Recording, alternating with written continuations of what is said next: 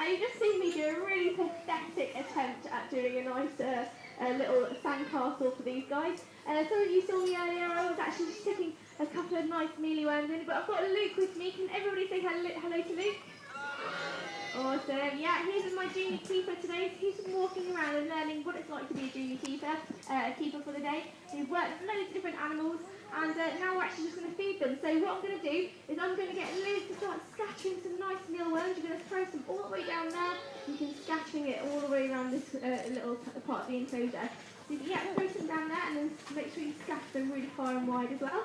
So I'm going to tell you guys a little bit about our meerkats. So we obviously. Oh. Right now, I'll introduce you to these guys now. We did have 3 meerkats. We've got 2 mongoose. That you just saw there was actually dominant. That is actually the meerkat and the mongoose trying to fight for dominance. Now, when they first came in this enclosure, the mongoose, they've only been here roughly 9 months. They haven't been here too long. But when they first came into this enclosure, they actually noticed that there wasn't a dominant animal in this enclosure, and that is because last year we lost mom and dad meerkat. Now usually when mom and dad, they have a hierarchy. It usually starts with mom, then it's dad, then it's the children at the end. And with them always being the hierarchy, unfortunately what ended up happening was the mongoose. Oh, let's see that way, there's a little random fly going around. But you can move them there, Luke, if you like. There we go. But our mongoose, when they came into this enclosure, they're sort of similar to meerkats in the way that it's always the females first that like to have a go at being the dominant, and then it's dad, and then it's the rest of them. So we've got our mongoose here now. When the mongoose came in, the female didn't realise that it wasn't a dominant animal. So what they actually did was they took over, not only from the male mongoose, but the rest of our meerkats as well. But what's actually started happening now is that the meerkats are starting to get a bit brave again, and they're deciding, hold on one second, I'm going to see if I can take back over. So that's what they're doing at the moment, and that's why what you saw there looked like proper aggression, and it actually isn't. It is more like a dominant. They're basically saying, I want the best bits of food first.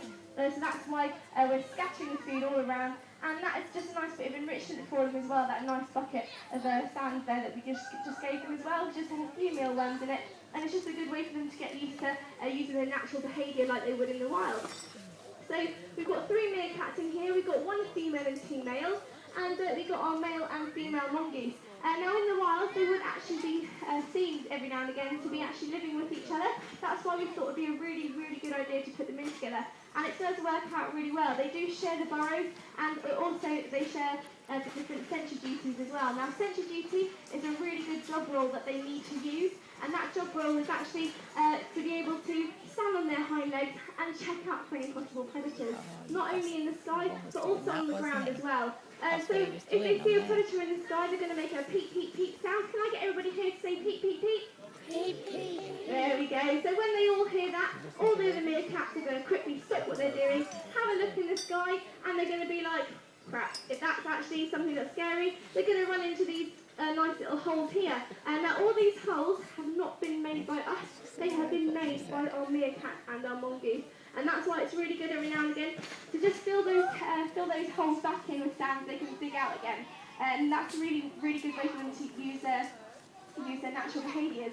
And obviously they do have amazing claws as well to be able to dig through all that sand and dirt to find their nice bits of food. But what they've also really got good at doing, obviously with sentry duty, when it's a really, really sunny day, it's the same with us. When we look up in the sky, if we don't have sunglasses, it really hurts.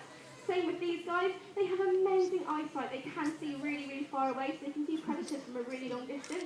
But for them guys, we wear sunglasses when it's really sunny, and they do the same thing, but they have those sunglasses on 24/7. They've got those nice black patches around their eyes, and that actually helps reflect the sunlight away from their eyes so they can actually see really, really far and wide for any possible predators, but also for any possible other rival meerkat groups as well. Has anybody seen Meerkat Manor here? Yeah, a couple of you seen it? Yeah, so you've seen a lot of the different emotions that these guys go through. Now usually we would have quite a big group.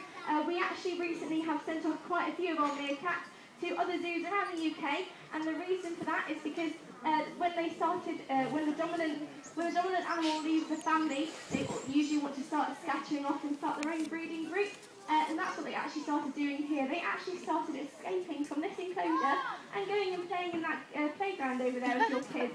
So we tried to call them back and feed their food around, and then they'd come back pretty easily. But then we actually got a phone call from outside of the zoo, just next to Cornwall College, and they gave us a call saying, can you come and collect your meerkats? They're sunbathing on our compost heap.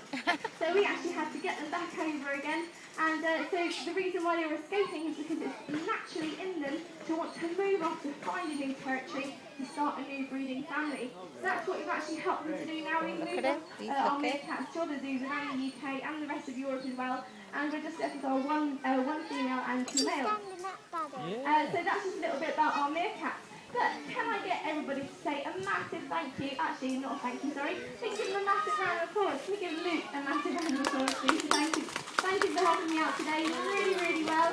And thank you very much, guys. Our next talk is going to be at 2 o'clock, and that's going to be down by our animal encounter lawn, and that's going to be just by the village farm. Depending on whether the rain sticks or if it stays away, we'll be outside. If not, we'll be inside in the tropical house. But just listen out for further announcements. We'll be getting out an animal that you guys aren't used to seeing. They're in and around the zoo because they're usually hidden behind the scenes. So come and see us later on at 2 o'clock. Other than that, thank you very much, guys. Enjoy the rest of your day. Thank you.